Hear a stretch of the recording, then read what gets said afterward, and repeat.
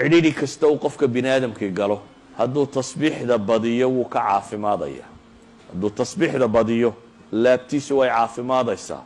waana dawadii la siiyey nebi moxamed calayhi salaatu wasalaam ee loo tilmaamay inay tahay waxa uu ku caafimaadayo. bale waa dawada kurbo oo dhan lagaga baxo. balaayadu markay kugu habsato ilaahay qur-aanka wuxuu tilmaamaya wadannuuni id dahaba mugaadiba fadana an lan naqdira calayhi fanaada fi ظulumaati an laa ilaaha ilaa ant subxaanaka inii kuntu min alظaalimiin. nebiyullaahi yuunus baa ilaahay qur-aanka kaga warramaya oo markuu tolkii ka cadhooday ay waxba ka maqli waayeen intuu cadhooday ka tegey isagoo moodaya inaan loo qabsanaynin. ilaahay wuxuu leeyahy subxaanahu wa tacaala waanu qabannay dabeetana waa kii doonta fuulay saynu wada naqaano. doontii dabeetana laga tuuray ama ka dhacay, dabeetana baddu liqday, badda gudaheedii haddana nimiri sii liqay. qof badi liqday awal bay baday ahayd ilan geed la cuskadaana meelaad waxaad ku badbaadaa jirin. iyadoo baddu ku liqday haddana hadduu nimiri afka ku geliyo calool nimiri buu galay. markaasuu dhawaaqay baa ilaahay leeyahy subxaanahu wa tacaala an laa ilaaha ilaa anta subxaanaka inii kuntu min alظaalimiin fanaadaa fi ظulumaati antani waa mufasiradii. waxa uu ku dhawaaqay waa maxay? laa ilaaha ilaa anta subxaanaka inii kuntu min alظaalimiin. ilaahay o adunba xaq lagugu caabudaa. subxaanak xuma ka hufnaantaade, nasahnidaade iyo weynidaade. inii kuntu min alظaalimiin, waxaanaan ku jiraa ma aha ilaahu dulmi aadi dulmidaye waa aniga dulmigaygii buu leeyahy. qofka mu'minkee dhabtahi wuxuu rumaysan yihi ilaahay inuu yahay maxay? laysa bidallaamin lilcabiid.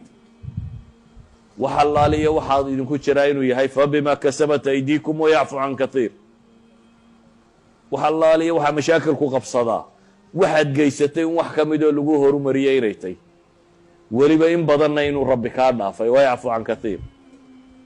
dadka badhna waa loo ururiyaa waxaasoo dhan oo naarta lagaga wada jaraa, dadka badhna adduunka lagaga sii jaraa. nebiyullaahi yuunus wuxuu ku dhawaaqayaa markaa meeshaan ku jiraiyo dhibta ay haysataa waa waxaan anigu geystay. ilaahu dulmi aad adigu i dulmiday maaha. ilaahu afcaashaada oo dhiyo dhammaanta xuma waad ka dheertahay. subxaanak buu leeyahy. ilaahay subxaanahu wa tacaala wuxuu inoogu jawaabayaa markaa wixii lagu badbaadiyey nebiyullaahi yuunus inuu yahay maxay?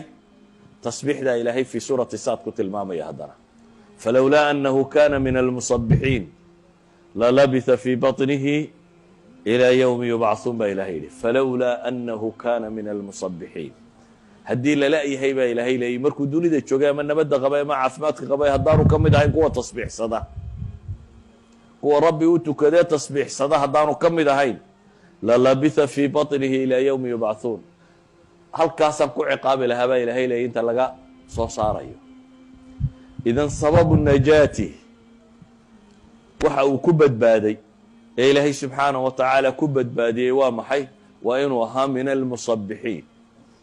idan kurbadaa lagu faydaa ayan kaanat.